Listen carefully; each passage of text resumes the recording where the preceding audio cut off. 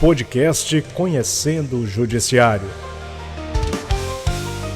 Olá, estudantes! Sejam bem-vindos a este espaço dedicado a esclarecer dúvidas sobre o universo jurídico e conhecer a trajetória de alguns magistrados. O entrevistado de hoje é o juiz Bruno Barros dos Santos, da Vara Criminal, Júri de Execuções Penais e Infância e Juventude da comarca de Cícero Dantas. Ele foi aprovado no concurso público regido pelo edital número 1 de 2018 e tomou posse em dezembro de 2020.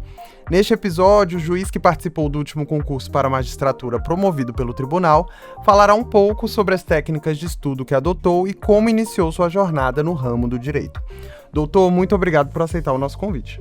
Bom dia, Caio. Eu que agradeço. Estamos aqui à disposição para somar da forma que a gente puder e auxiliar os estudantes a, enfim, seguir na carreira, concluir o curso e, enfim, se possível, vierem somar com a gente aqui ingressando na magistratura. Lembrando que esse e outros episódios ficam disponíveis no Spotify e no YouTube do PJBA. Doutor Bruno, para iniciarmos nossa conversa, eu te passo a fala para que possamos mergulhar no período antes da sua aprovação como juiz do Tribunal de Justiça da Bahia. Você pode fazer um resumo das suas técnicas de estudo? Quanto aquele momento de estudo para a magistratura demandou do senhor? Essa pergunta é muito interessante. Varia muito de cada pessoa, essa questão de técnica de estudo, se a pessoa trabalha, se a pessoa não trabalha, quanto tempo de jornada diária de trabalho, enfim, questões familiares diversas. Mas, em geral, no meu caso, eu trabalhava no tribunal, à época eu era conciliador do próprio tribunal daqui do TJ, então eu tinha até um pouco mais de tempo, porque a jornada era apenas um turno, mas eu focava muito em questões, sempre a gente fala isso, quando você tem pouco tempo, fazer muito exercício. É o essencial. Tendo ou não tendo tempo, foca em exercício, que é essencial.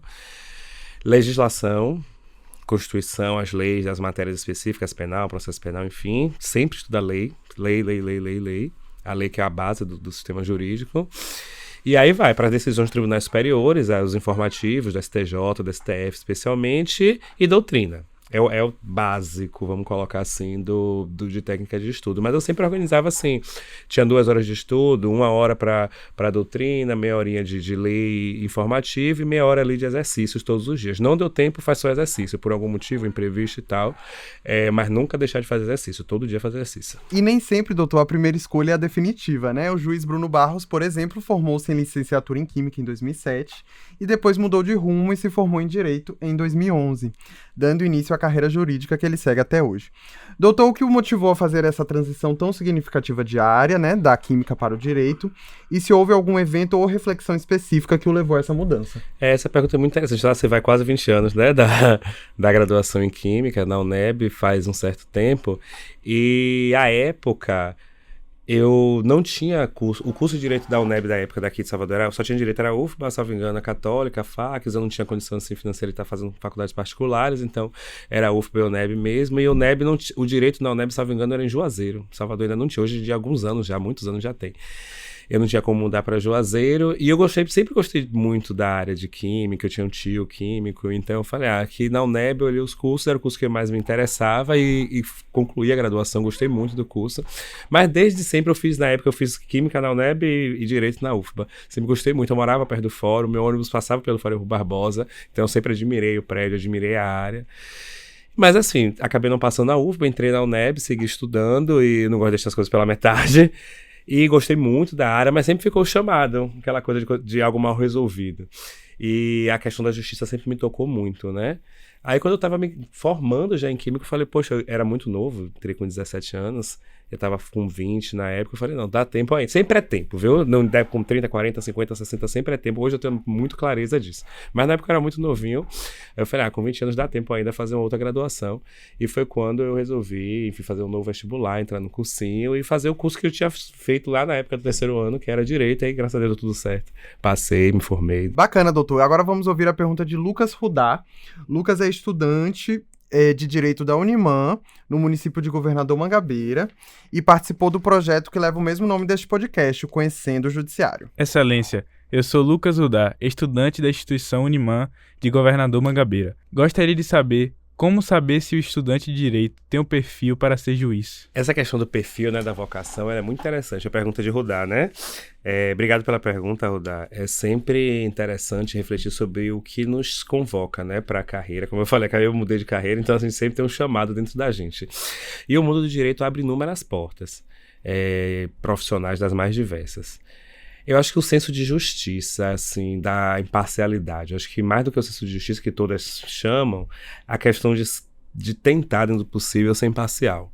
Ouvir os dois lados, porque tem carreiras que você é parcial mesmo e é da carreira. Mas a magistratura ela chama muito pela imparcialidade. Tentar sempre, se você sente que alguém lhe conta algo, você quer ouvir o outro lado, você sempre pondera o que é que aconteceu. Será que essa versão que eu estou ouvindo é a versão verdadeira, a versão correta? A verdade é relativa, mas o que será que realmente aconteceu? Vamos ver o que aconteceu do outro lado. A magistratura ela traz isso da imparcialidade, de tentar ouvir, é o que a gente chama de contraditório, né? Os dois lados da história antes de realmente firmar uma posição. Isso é bem marcante para o perfil que a magistratura precisa. Bacana, e para você que está se conectando agora, Rádio Web TJBA, este é mais um episódio do podcast Conhecendo o Judiciário. O convidado hoje é o juiz Bruno Barros, da Vara Criminal de Cícero Dantas. E doutor, vamos abrir mais uma oportunidade para perguntas de estudantes que participaram do Conhecendo o Judiciário. Agora a gente vai ouvir a pergunta de Claudeir Leão, estudante da Faculdade Santo Antônio. Olá, bom dia. Eu sou Claudeir Leão, estudante da instituição Faculdade Santo Antônio. Estou participando aqui do projeto Conhecendo o Judiciário, no TJ Bahia, e gostaria agora de, eventualmente, fazer uma pergunta ao magistrado. Teve alguma decisão que demandou mais da sua atenção ou estudo? Se teve, qual? Claudeir, também muito interessante sua pergunta, Claudeir. Sempre tem, né? A gente pensa, passar no concurso e pronto, nunca mais vou estudar, já passei essa fase, nunca passa. O estudo é algo que vai acompanhar a gente a vida inteira. A Escola Nacional, a Infam, a Unicorp aqui do Tribunal também tem inúmeros cursos que a gente faz o ano inteiro, toda hora. E graças a Deus, e sempre é o que aprender. E as decisões, assim, algumas decisões você estuda a primeira vez, pondera, mas você sempre vai voltando, especialmente na área da infância, área de quando você mexe com questões de estupro de vulnerável também, toca muito. Tem algumas situações no interior que você precisa refletir, interior não, enfim, no Brasil todo, que quando você tem idades, casamento, não vou chamar de casamento, mas pessoas que estão morando juntas, constituem família, e aquilo vem pra gente julgar como estupro, aí você tem decisões de tribunais das mais diversas, entendo que às vezes a idade é próxima, tem a tese do Romeu e Julieta, alguma doutrina chama assim, mas será que aquele menino de 18 com de 13 é estupro, não é? A família sabia? Como é que fica isso? Gera uma condenação? Não gera? Você tem tribunais excepcionando, tem tribunais que não excepcionam, tem decisões de alguns tribunais que excepcionam, tem decisões de outros tribunais que não excepcionam. O STJ tem decisões excepcionando, tem outras não excepcionando. Então, assim, é tudo muito ainda... Depende muito do caso, então realmente a gente tem que estar sempre estudando, sempre ponderando, porque envolve infância, envolve direito da criança, adolescência, sempre tudo que envolve infância é mais sensível, né? Então, assim, sempre você volta ali para estudar, volta ali para ponderar. Tem situações, às vezes, apenas jurídicas, né? Nem só fáticas, assim, conflitos de competências, o caso chega, está muito ali no limite, se é da sua competência, se não é. A gente trabalha com infância, o que é do cível, o que é da infância e juventude, o que é daqui, o que é de outro estado. Então, às vezes, aqui ali você tem que realmente parar, ponderar e voltar a estudar de novo para se atualizar, porque não para. Mas, geralmente, as decisões da infância, eu sempre paro um pouco e volto ali para dar uma estudada, porque precisa. Doutor, e para finalizar, como garantidor dos direitos da população, a sua atividade fim é julgar. Então, resume para a gente, para os nossos ouvintes, como está sendo para o senhor atuar como juiz após esses 4 anos de empossado, quase 5. A gente falou mais cedo na pergunta do colega, do Rudá, sobre a questão do perfil, né, profissional. E hoje, respondendo sobre como está sendo atuar, é uma grande satisfação. Eu sou muito feliz no meu trabalho. Hoje, um dia me perguntaram, fala sobre isso com estratégia financeira, né? Se você ganhasse na loteria, você pararia de trabalhar. Hoje eu não pararia de trabalhar. Eu gosto muito do que eu faço. Tem dias mais tranquilos, tem dias menos tranquilos, tem dias que são mais desafiadores, tem dias menos desafiadores, mas ser juiz aqui no Tribunal da Bahia é uma grande satisfação, é um grande prazer. Eu gosto muito de acordar de manhã, tomar meu banho, me arrumar e ir pro fórum, sabe? Saber que, de algum modo, na minha micro-realidade da minha comarca, do tribunal, eu estou somando, estou contribuindo, fazendo o meu trabalho.